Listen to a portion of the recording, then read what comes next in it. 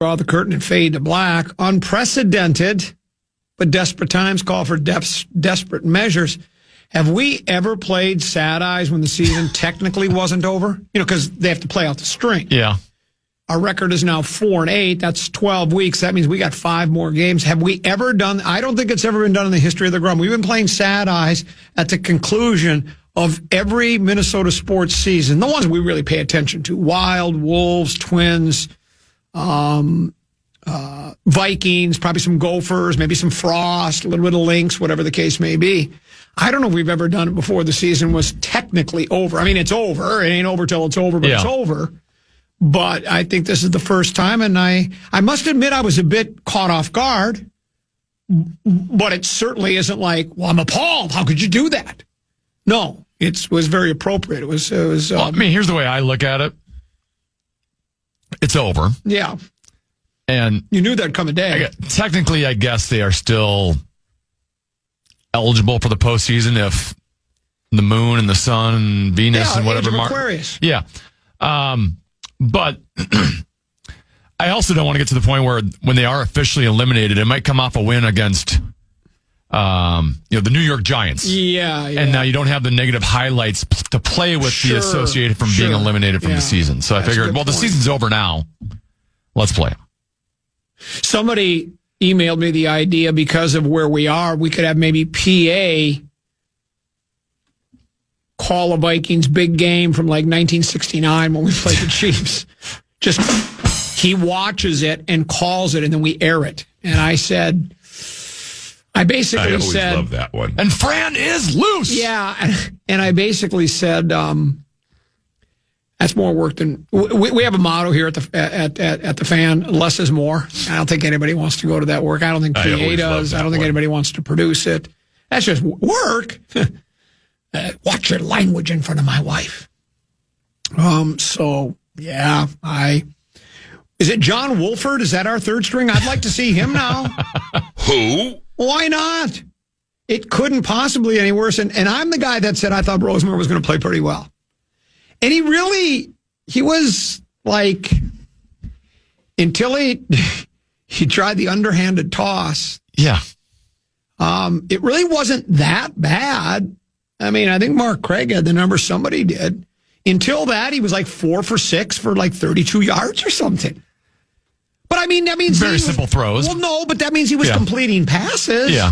He wasn't overthrowing wide receivers. By now, he wasn't trying to hit them either, but I mean, he was just throwing swing passes to running backs. But you got to have baby steps. You got to start somewhere. And then he did. And even before he let go, the ball was picked off. I'm looking at Deuce going, he's just got to take a sack here. A 20-yard sack. 20-yard sack, and then 85 yards the other way. And that was pretty much. Or if you're going to, the other hand, you just throw it out of bounds. Yeah. To try to save the yardage. Yeah. But, he's young.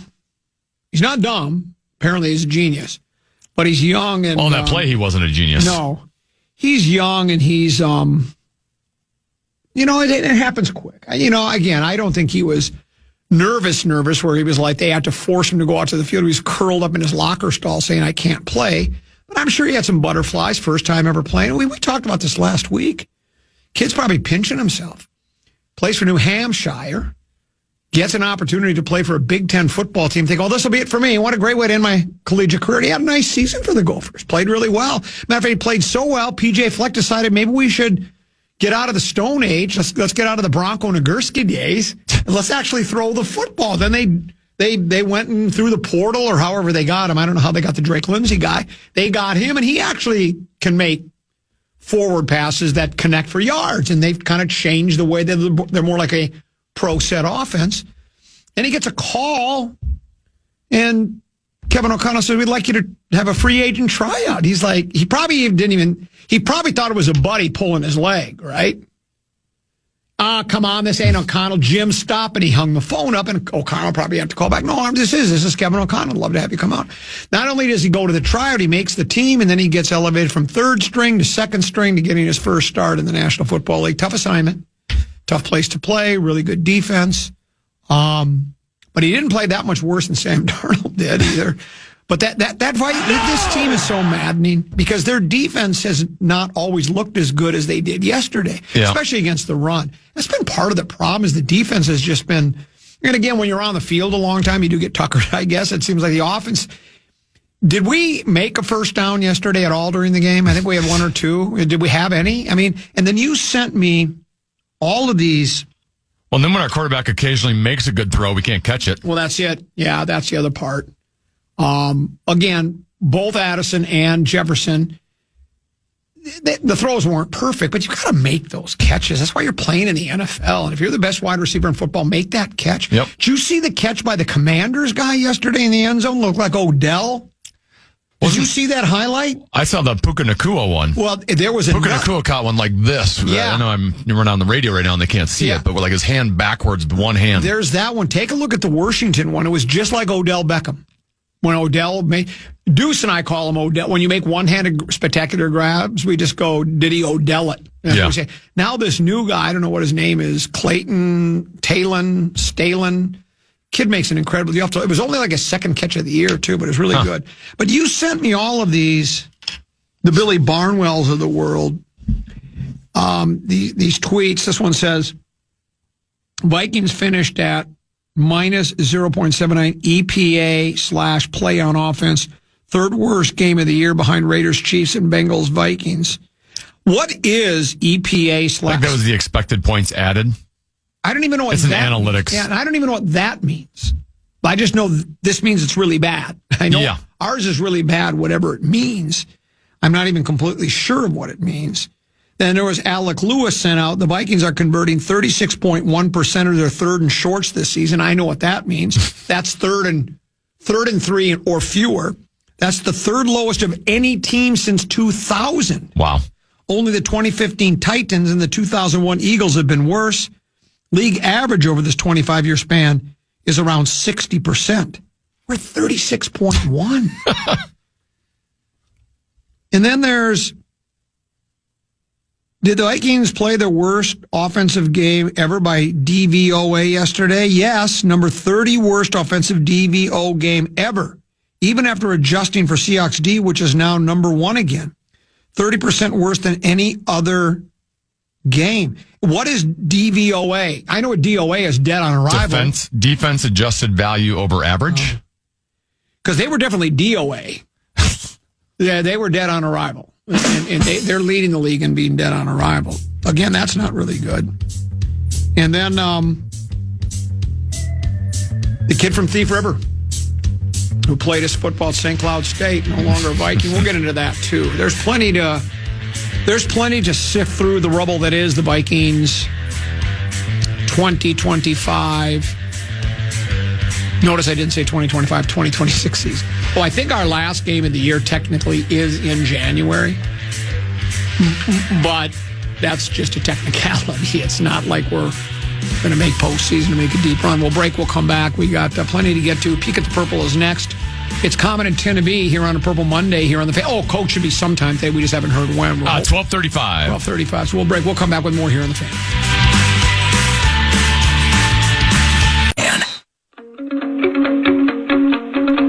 Want to chime in on what's happening with your favorite KFAN program? We'll make your voice heard on the Bradshaw and Brian text line. Let us know what you have to say by texting your message to 64686. That's 64686. Standard message and data rates apply. Peek at the Purple brought to you by our pals at Affordable Electric. Love my friends at Affordable Electric. Regardless of your electrical needs, that's the place to go. Remodel a kitchen or whatever the case may be. Got to get ready for holiday lights. Go with the folks from Affordable Electric. Affordable-electric.com. Affordable-electric.com. They are, whoa, boy. They are shockingly affordable. One thing we have learned from this Viking season is the quarterback position is very difficult to play, and doubly that when you don't have much of an offensive line. Darisaw couldn't go again. I predicted that to Deuce when he was questionable. I said he won't play. He will not play. I'm not calling him soft. I just think he's being very careful with his knee, and I guess I don't blame him because I think it's more knee than ankle even. Because if you remember before, he even released a statement of some sort a few weeks ago saying, hey, I've come back a lot sooner on this knee than a lot of people thought I would, and compared to a lot of other people.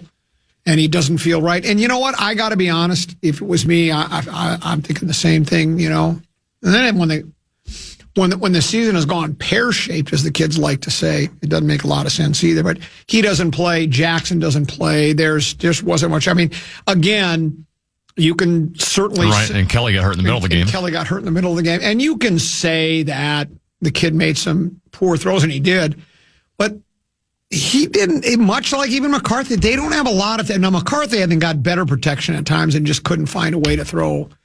He just kept throwing it too.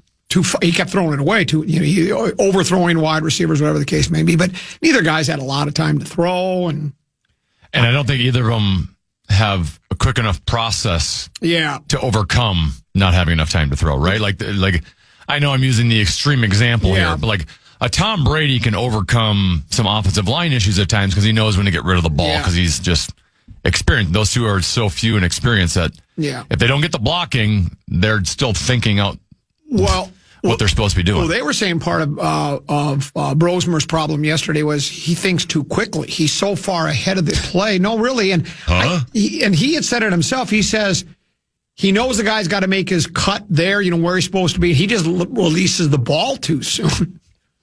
It's like, well, yeah, because there's that fine line between waiting that, I don't know, it's a quarter second, half second. And tend to be, what's more important than anything, and I don't know if you know this, but I'm going to let you in on a little secret.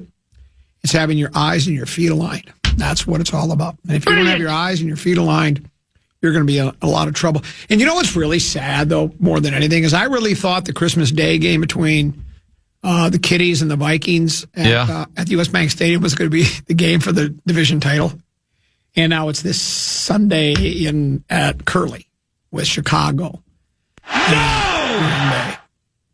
Got to hand it to Green Bay. They were, on Thanksgiving, they just beat the Lions good in every single category. Yep. And, part of the problem is Detroit. Hutchinson, I think, is I don't know if it's because he's getting double-teamed or he's just not as good. He's a poor man's Micah Parsons, I'll tell you that, because the Lions got no pressure on Jordan Love at all. None. He stood back there. That's the thing. And I love Jordan Love, but there's a lot of quarterbacks did what he did that day because the Lions were just anemic when it came to putting on pressure. And he carved them up, and their defense is good. That's a good club, and it's sad to say we hate it. I know it. But they and I still wonder if there are Packer fans out there that still wish they would have drafted a wide receiver to give to Aaron instead of getting Jordan Love. I tried to tell you, man, you got to get the quarterback when he's available. And is he the best in the league? No, but he's upper tier. He's top 10, maybe better, and he just seems to be getting better all the time. And that team's... And then he was dialed in on Thursday. He was dialed in. And then how about the Bears? I mean, maybe I need to apologize to Ben Johnson. I'd said earlier, I said, look, I know that coordinators and head coaches and all that, they make a difference. But players play, coaches coach.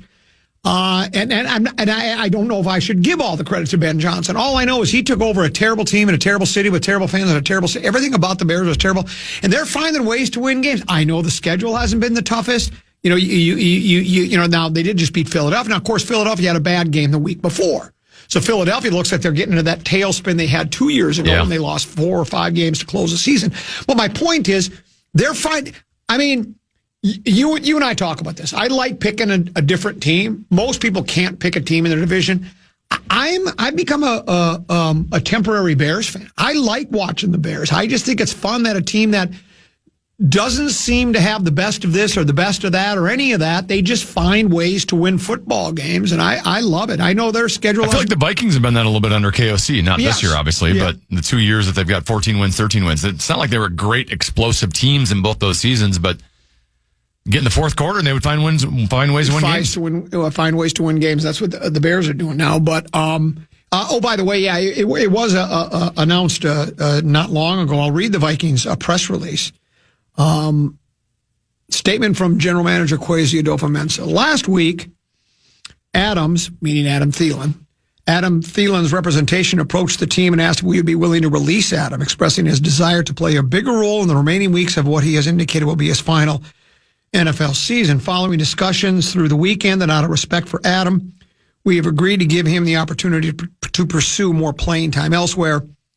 Adam is one of the all-time great Vikings, and we wish him and his family continued success. Now, I don't know if the reason he didn't play was because they reached that agreement yesterday or before the game, so they didn't play him because he didn't want to take a chance on getting hurt before he left, or if after he was, he wasn't on the active roster yesterday, if they said, we want out. So I don't know what the timetable is, but he is out. And this just in. Well, they said he brought it up last week. Oh, did they? Okay. Yeah. Oh, did they say that? I think Kwesi said that in a statement, didn't he? Oh, okay. Oh, yeah, it says following. Just says yeah, you're right. It was last week. And then there's another release that just came out. It says,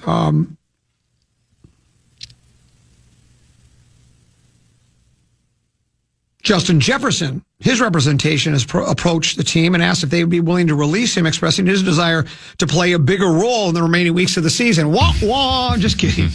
I think he'd like to. He looked like a beaten man yesterday. I mean, he's looked that way for a couple of weeks. Yeah, but at least he's putting, he's said all the right things about, this is just about winning.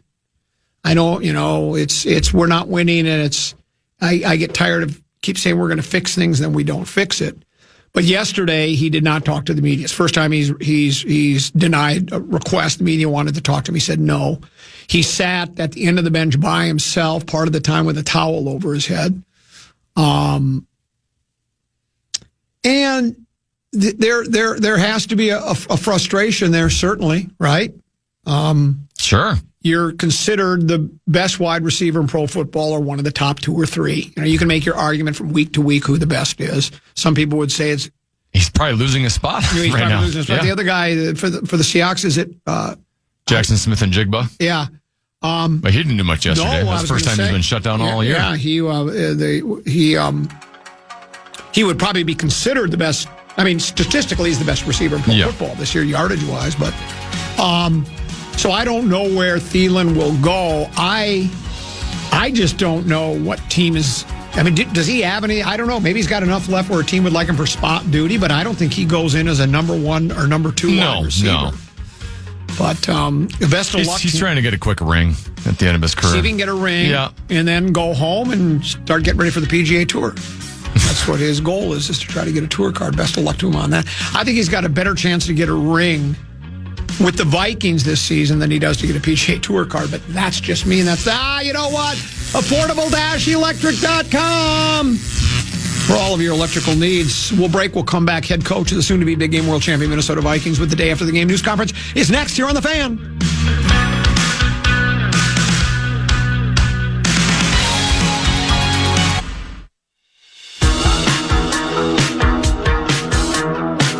KFAN and the Vikings are teaming up for Toys for Tots. Join us live at Shields in Eden Prairie tomorrow, Tuesday, December 2nd from 5:30 a.m. to 6:30 p.m. for our annual broadcast presented by Unreal. Bring a toy, spread some joy, and if you're one of the first 50 donors each show, you'll score a sweet KFAN Unreal Winter Beanie. Details at KFAN.com/toys. What's the name of the place again? That'd be Shields in Eden Prairie, Tuesday, December 2nd. That would be tomorrow. Yeah, it'll be tomorrow all day. We're looking forward to that. Maybe we'll get Adam Thielen as a guest for a Bon Voyage show. Or do you think he's out? He's cleaned up his line, he's right? Probably still unemployed as tomorrow, so he's available. Maybe he is available. Love to see him. But there you go. We're awaiting the arrival of the the head coach of the soon-to-be big game world champion, Minnesota Vikings, Kevin O'Connell. And, the season certainly didn't, even, look, we talked about this at the beginning of the year. I thought the Vikings would contend for a playoff spot. I thought they would make the playoffs. There is something to be said. And I have to admit, I pushed back on people. I had a number of people tell me, you can't spend millions of dollars on other teams' aging free agents. And yeah, right. I mean, I don't think you want to make a habit of that. And you certainly have to do your due diligence, and you have to have a little luck involved too. You got to find a guy that's still got a little something left and stays healthy. And that the free agents that we acquired have been, I would say, tend to be underwhelming at best, right? I mean, I think Fries has been solid from what I've heard. The people that break those all 22 all 22 films down that they say he's been pretty good. But he had a bad moment yesterday, but he did. We know that the center hasn't played much, and he was out again yesterday. The defensive linemen, they've had moments, but they've not been. The kid that actually looks like he's getting a little better is Dallas Turner. Or am I imagining things? That was a good game for him yesterday. Yeah. That was an encouraging step. Yeah, that was nice to see. And sometimes they say it takes a while. Maybe that's also an encouraging sign for a guy like J.J. McCarthy, who has really struggled and looked just absolutely overwhelmed and really not ready for the moment. But and then But they basically gave up 2 drafts for Dallas Turner and J.J. McCarthy. So when you talk about not getting a whole lot from your free agents, and then you basically have devoted 2 drafts to those 2 players, those guys got to be hits. They don't have to be hits; got to be home runs. And at least Dallas has shown signs of life. You're spot on. And then, the decision to go the way they went. I was on record as saying I think I would have re-signed Sammy Darnold. And I know I watched the Lions game last year. He was bad. I call it a bad case of the jitters. Rams game, he wasn't great. In the first round of the playoffs when they played as a 5th seed, but I think that was more the offensive line. The head coach even admitted it. He said, if you remember, here's KOC right now. All right. Overall, absolutely a very disappointing, tough day for our offense. The tape showed, a lot of those things to be what we felt, but it also showed some missed opportunities early on in the game that might have, whether it's a 3rd and 2 conversion to keep an early drive moving or a potential explosive here and there, or just sustaining a little bit more. Our run game was just not a positive part of our early offense. We got a lot of our yards late running the football, and it's got to be a little bit more consistent. I thought our defense battled.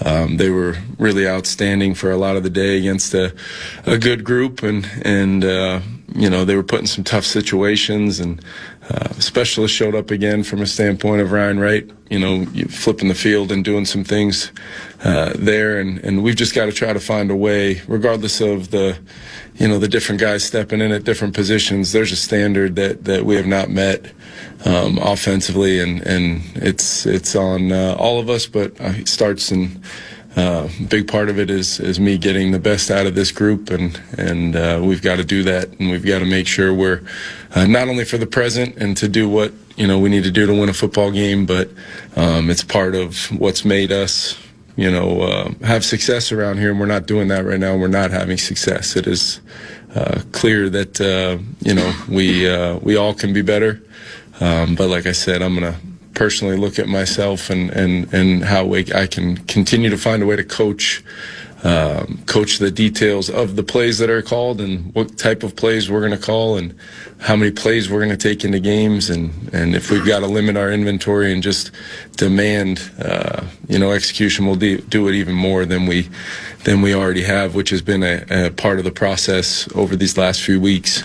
As you guys have seen, we waived Adam Thielen. I know Kwesi addressed the kind of the background on that and what was behind the move. So I won't add much to that, but what I will say is just how much I appreciate Adam, what he means to me, the organization, me personally. I think Adam Thielen is a special person and a special player that has meant a lot to not only this organization but the career he's had, and I just wish him nothing but the best over these final few weeks of the year. And it sounds like that might be the final few weeks of his career, and we wanted to make sure that after some dialogue and things that we accommodated that.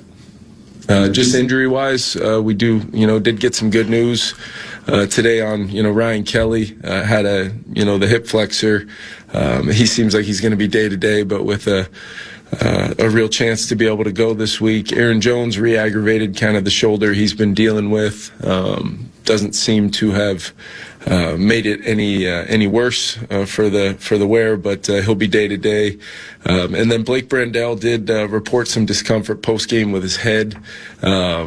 he did show up so he did go into the protocol, but I will add he did show up today symptom free. So we'll see how he progresses throughout the week. You guys know how serious we take that, and we'll defer to the medical staff on that. And outside of that, Christian Darrisaw, as of right now, the plan is for him to have his normal kind of practice routine and hopefully lead into him playing on Sunday. And then Donovan's improving by the day, and he'll be considered day-to-day this week.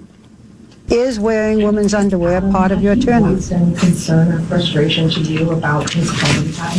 No, it was more so, Adam's such a good guy. It was more so just the dialogue of we were trying to, knowing we had pretty remarkable health in that receiver room this year.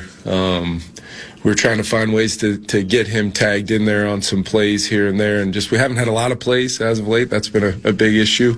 Those 10 or 11 or so on average, less plays we're running this year as opposed to kind of our previous 3 years has been a major part of it. But Adam also acknowledged, look, Speedy's playing great, and Jordan and Jets are Jordan and Jets. So he kind of there was zero. Adam and I talk a lot. There was zero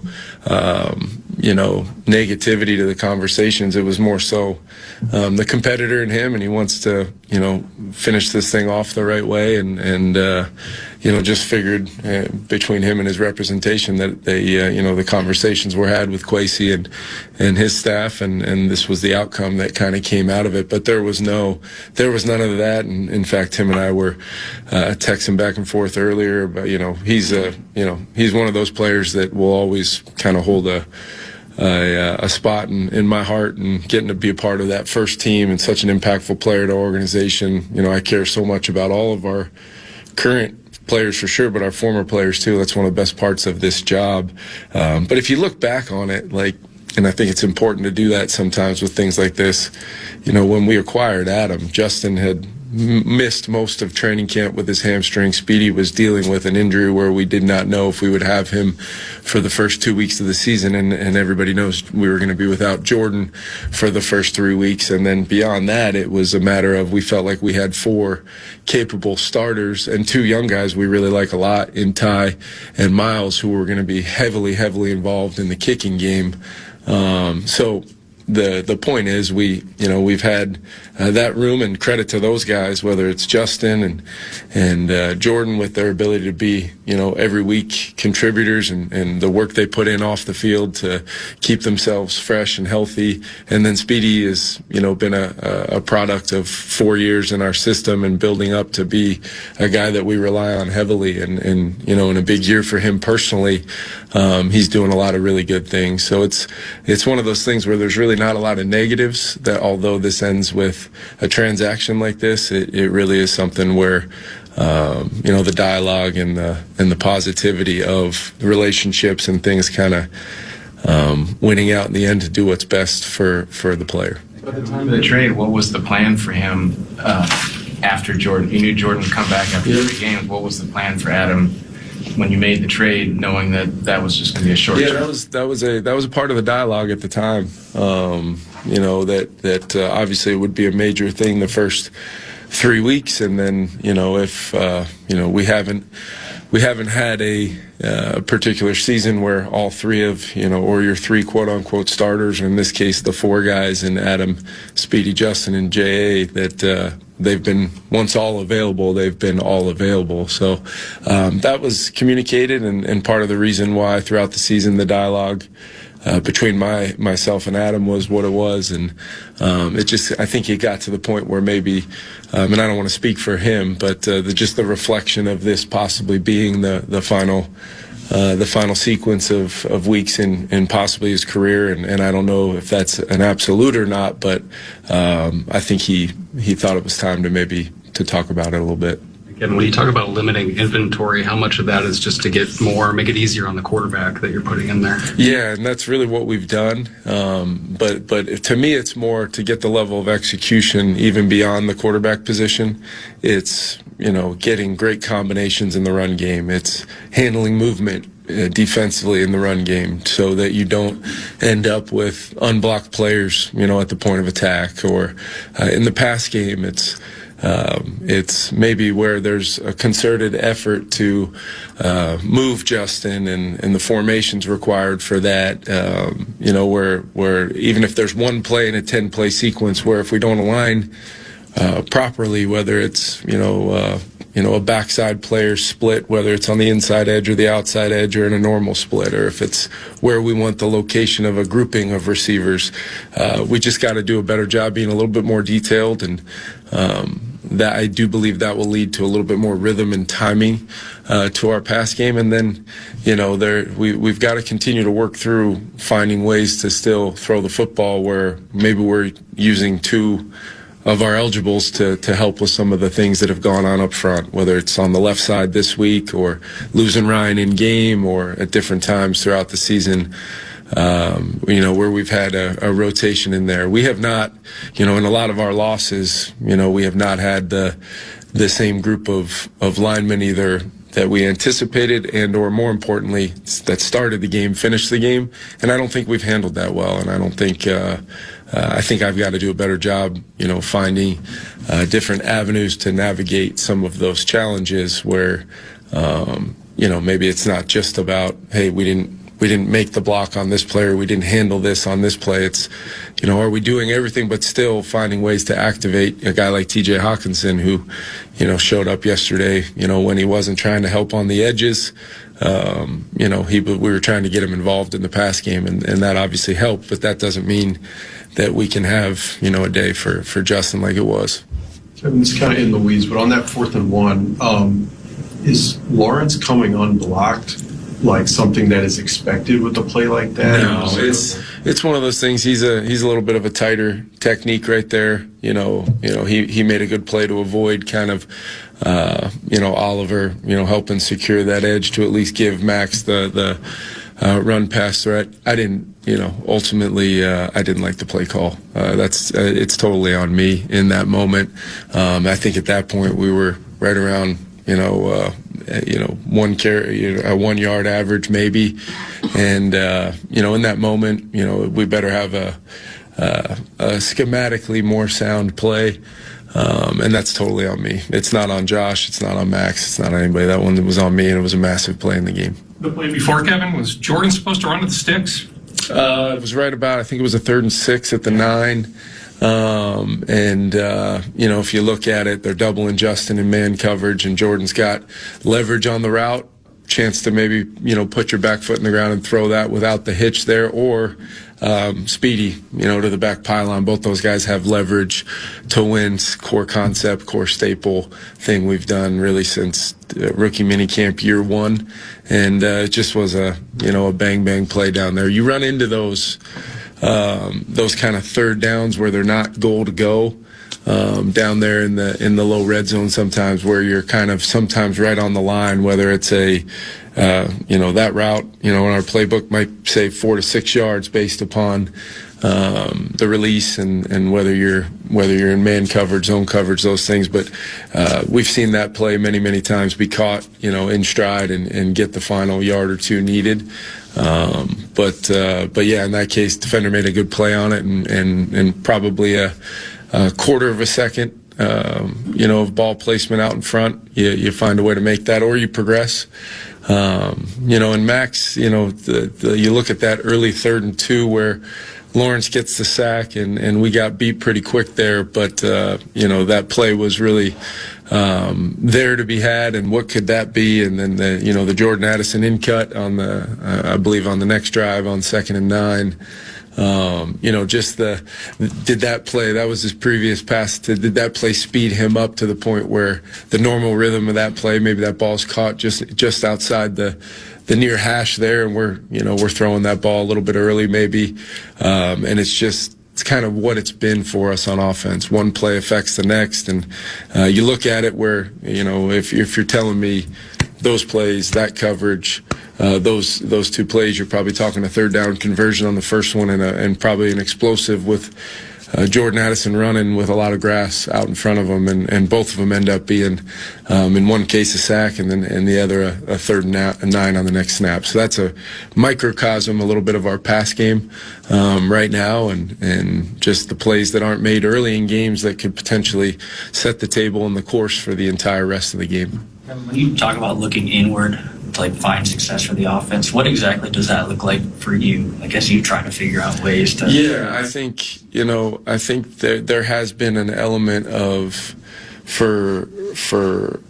in our efforts to commit to the run game, when you are efficiently running the ball, it becomes easier to stack those runs. But where maybe historically whether it was 22, 23, or 24, the explosiveness of our pass game and being a top 5 or 6 passing offense in the league was kind of always the standard, and we haven't been anywhere near our standard of doing things, and a lot of them are kind of little tiny examples that we just talked about with Darren, but some other ones are just me trying to understand maybe we're not going to be a statistically impressive team, but we do have to find a way when you're playing a really good football team in that kind of environment to get the game to where we need to get it to. And if you look at the last 2 weeks, 2 tough road games against teams that are playing really good football, we had first half 4th downs where, I'm trying to be aggressive, recognizing the need for 7 points, specifically yesterday off of that turnover, turnover forced by our defense,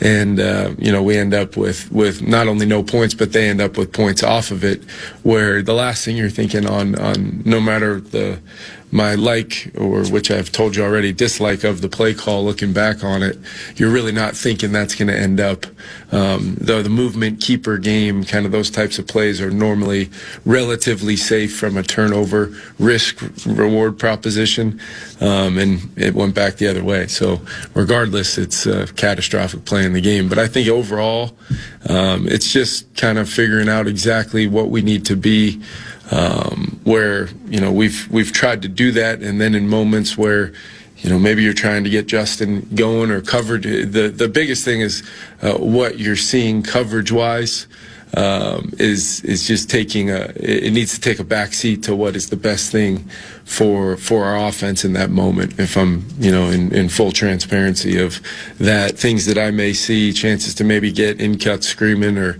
high crosses running, or vertical chances that have kind of always gave us the lift in games where maybe the consistency wasn't always there. We found those plays.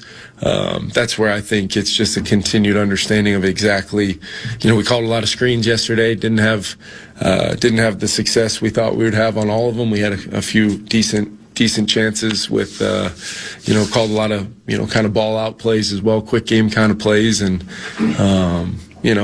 those are great from a completion standpoint.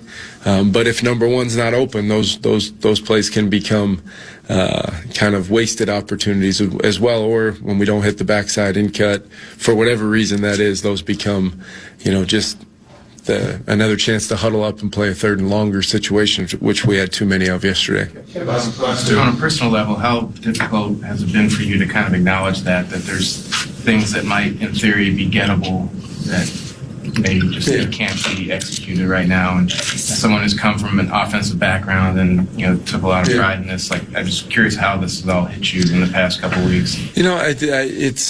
It's really something, Kevin, where I don't really think it hits you. My job as a coach is to acknowledge it and understand how to coach it better, and still try to strive to see the improvement and try to stay true to who or really what our offensive philosophy is, and has really helped us have a lot of success. And but at the same time, you don't really get mired down in the feelings of it as much as just what's the best path moving forward. And we've tried to, coming out of the last few games, we've tried to put together plans that did that, whether it's making sure your play pass protections have an ability to get, to block the teeth of whatever pressure you might get, whether it's, double, corner cat nickel coming or it's a overload from one side or the other. And schematically, you're just trying to make sure you eliminate some of the negative variables if you're going to attempt some of those plays. And we're just, even when, all of those things go right, we're just not seeing the benefit of it on the backside of it right now. So it's becoming much more difficult than it has been at times for us to function for the course of 4 quarters, where the defense is going to make some plays here and there, especially the level of defense we've played the last 2 weeks. Those are 2 pretty good groups, and I think it's just a matter of adjusting to what is required to win, throughout the course of a season, but even in the midst of where we're at right now, which is not even remotely acceptable, still finding a way to press onward. Kevin, when you're struggling this much, are there any unexpected challenges to playing at home? I never heard Pittsburgh booing the Steelers. I mean, they heard it yesterday. I mean, are there any challenges that you have to prepare for?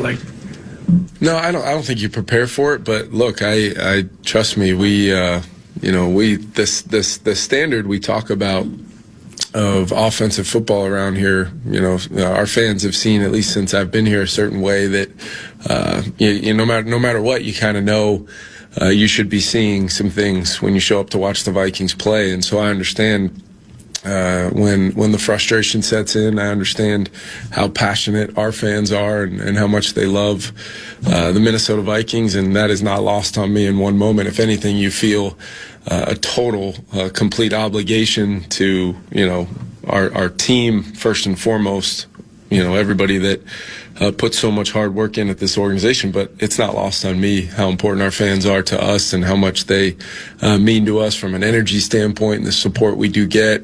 And you want to provide them with reasons to cheer and reasons to be excited about their team, and not always the easiest thing to do when you're kind of having to transform kind of what you are, in your current state as an offense, but also it's about winning football games. And that's what we need to continue to do and put everything we have into, winning a game on Sunday at home. And we've got 5 opportunities left, and I really look at it like opportunities to, take every moment we have, sun up to sundown, all day, every day, to see the fruits of the improvement show up, so that we can play complementary with a defense that's, getting healthy and should be in a good place. We had I didn't want to, end today without talking about Dallas Turner and the game he had yesterday. Eric Wilson having another great game. We saw Jay Ward get out there and play his role, that he's found kind of as of late in our defense from a physicality standpoint, tackling, all those things. There's a lot of bright spots, and we're just not doing enough that, offensively to allow some of those bright spots to help us win. And that's what we've got to try to continue to work towards. I know everybody's going to be totally all in on whatever needs to get done, and we're going to continue to work to do that. Where are you at with JJ? McCarthy, he's symptom-free, and now the last phase, I believe, of the protocol is he needs to just have a full practice day, and that should come on Wednesday. So like I told you guys, I think yesterday, expecting that, barring any unforeseen changes to where he's at today, and hopefully he can have I think just having that Wednesday will allow him to have a normal full week and likely be able to go in as our starter on Sunday. And there you go. Those are the comments of the head coach of the soon-to-be big game world champion Minnesota Vikings, Kevin O'Connell. Takes us to the top of the hour, so we'll take a short pause. We'll have all of our reaction to all of the news conference action, break down some more Vikings. There were other teams in action this weekend. Wolves have won a few in a row. The Wild continue to be the best team in the National Hockey League. Gophers end the regular season on a winning note. I think the Frost started their season off with a victory, if I'm not mistaken. Did they, or did they lose? I know they won at Seattle. Yeah, they won at Seattle. I don't think that was the first game of the year, though. Oh, okay. And then Wolves won a few games, so we got plenty to get to. 5-3-4 on the other side of the break. Going to be what you got for us. Yeah, small ball spurred the Wolves last night.